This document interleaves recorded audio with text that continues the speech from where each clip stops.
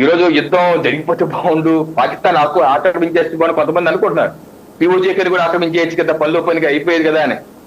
యుద్ధం అంటే జనరల్ నర్వాణి గారు చెప్పినట్టు ఇది సినిమా కాదు. ఇరువైపులా ఉంటాయి నష్టాలు, ఇరువైపులా నష్టాలు కష్టాలు. యుక్రెయిన్ ఉంది, యుక్రెయిన్ రష్యా యుద్ధం జరుగుతుంది. సాయి గారు, యుక్రెయిన్ ముందు రష్యా ముందు యుక్రెయిన్ ఎంత జిజుబి, చిన్న పసిపోన యుక్రెయిన్. మరి యుక్రెయిన్ ఎందుకు రష్యాది కొట్టలేకపోతుంది 3 ఏళ్ల నుంచి? ఎందుకు? వాళ్ళ దగ్గర టన్నుల కొద్ది అనుభవములు ఉన్నాయి, వాళ్ళిద్దరు S-400 ఎన్ని ఉన్నాయి వాళ్ళ దగ్గర, ఆయన కొట్టలేకపోతుంది యుక్రెయిన్. ఎందుకని? ఎందుకంటే యుక్రెయిన్ యొక్క బలమే కాదు, వాళ్ళు వెనకున్నటువంటి సపోర్ట్ చేస్తున్నటువంటి యూరోపియన్ యూనియన్, అమెరికా వాళ్ళకి అస్త్రశస్త్రాలు ధనం ఇచ్చేంత ఉసుకో అంటుంది కాబట్టి వాళ్ళు చేయగలుగుతున్నారు. అలాగే ఇప్పుడు ఈ యొక్క జరిగిన దాంట్లో కూడా దీని వెనకాల ఉన్న వాళ్ళు ఎవరు? చైనా ఉంది వెనకాల. ఆల్మోస్ట్ చెప్పేశారు వాళ్ళు, మేము పాకిస్తాన్ సార్వభౌమత కాపాడటానికి మేము ఉన్నామని చెప్పి చైనా ఇచ్చింది. వెనక టర్కీ నుంచి డ్రోన్ పంపారు. అలాగే అజర్బైజాన్ మేము సపోర్ట్ గా ఉన్నాం అన్నారు. తెలియకుండా సపోర్టు, వెనక నుంచి సపోర్ట్ కూడా అమెరికా బ్రిటన్ కూడా ఉందని చెప్పేసి అంటున్నారు.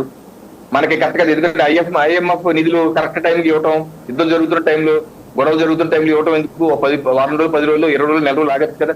ఆ టైంలో ఇదే కాదు, బంగ్లాదేశ్ జరుగుతున్న యుద్ధం అప్పుడు ఇచ్చారు ఐఎంఎఫ్, అలాగే కార్గిల్ యుద్ధం అప్పుడు ఇచ్చారు. ఇదో రికార్డు ఉంది, ఇవ్వటం రికార్డు. సో వీళ్ళందరూ ఉన్నారు.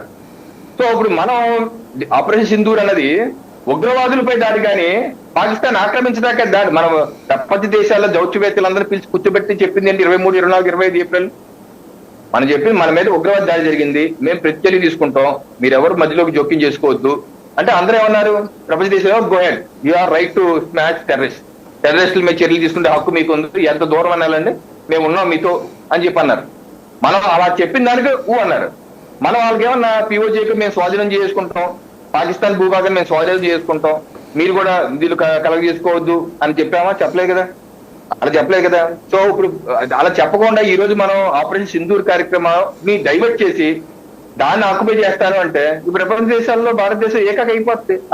వాళ్ళందరూ వెళ్ళి పాకిస్తాన్ సపోర్ట్ చేశారనుకో, వాళ్ళకి కావాల్సినటువంటి ఆయుధాలు, డ్రోన్లు, మిసైల్ అన్ని తీసుకొచ్చి ప్రపంచ దేశాలందరూ పాకిస్తాన్కి ఇచ్చారనుకోండి, అప్పుడు ఏంటి పరిస్థితి? యుద్ధం ఆగదు కదా.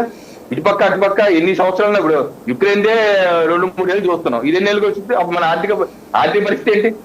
భారతదేశం ఈ రోజు 190 కోట్ల ప్రజల అభివృద్ధి సంక్షేమ కార్యక్రమాలు, ఉద్యోగ ఉపాధి కార్యక్రమాలు అద్భుతంగా డెవలప్మెంట్ చేస్తున్నాం. ఆర్థిక శక్తి 11వ స్థానం నుంచి ఈ రోజు 5వ స్థానంలో వచ్చాం. ఆల్మోస్ట్ రేపో ఎల్లుండో 4వ స్థానానికి వెళ్ళబోతున్నాం. మన లక్ష్యం సంపూర్ణ భారత వికాసం, 2047 కల్లా వికసిత భారత సంకల్ప యాత్రతో ముందుకెళ్తున్నాం. అన్ని ప్రజలందరికీ మనం మంచి చేయాలని చెప్పి మౌలిక వసతుల కల్పన, ఎయిర్పోర్ట్లు అభివృద్ధి, అలాగే సీ పోర్ట్లను చేసుకుని వెళ్తున్నాం. మరి ఎన్ని పరిస్థితి ఏంటి? ప్రజలందరూ త్యాగాలు, కొంతమంది అంటారు అయితే కొంతమంది చచ్చిపోతే ఏముంది?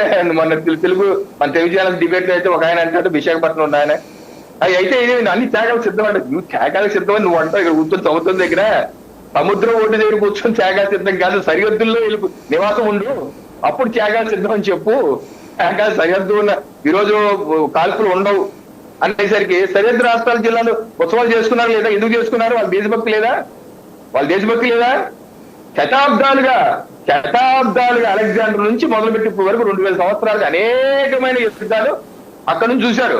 మనం ఏదో ఇక్కడ ఆంధ్రప్రదేశ్ లో కృష్ణా జిల్లాలో, కాకినాడలో కూర్చొని మనం ఎన్ని యుద్ధాలు చూసాం, అక్కడ ఉన్న వాళ్ళు ఎన్ని యుద్ధాలు చూశారు, ఎంతమందిని ఊసకొత్తు గురయ్యారు వాళ్ళ కుటుంబీకులు, పూర్వీకులు, వాళ్ళకి తెలిసి ఆ బాధ. సో యుద్ధం అంటే ఎప్పుడు వన్ సైడ్ ఉండదు. వాళ్ళు అనువాదించగలిగే దేశమే, మనం అనువాదించే దేశమే. వాళ్ళ అనువాయుధాలు చిన్నవి ఉండొచ్చు, ఒక అనువాయుధం వేస్తే తూర్పుగోదావరి జిల్లా లేచిపోతుంది. అది అఫ్కోర్స్ ఆ తర్వాత పాకిస్తాన్ ప్రపంచ పట్టం మీద ఉండవు. అదే ఉమ్మడి తూర్పుగోదావరి జిల్లాలో ఉన్న 50 లక్షల మందిని ప్రాణాలు కోల్పోవడానికి మనం సిద్ధంగా ఉన్నామా? తర్వాత వాళ్ళు 40 కోట్ల మంది మెరగదు, అది వేరే విషయం. సో యుద్ధం అంటే ఆట ఏం కాదు, సినిమా ఏం కాదు.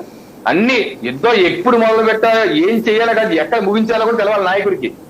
ఎక్కడ ముగించాలో తెలియకపోతే, మన లక్ష్యాలని మర్చిపోతే ఆ తర్వాత జరిగేది వినాశనమే.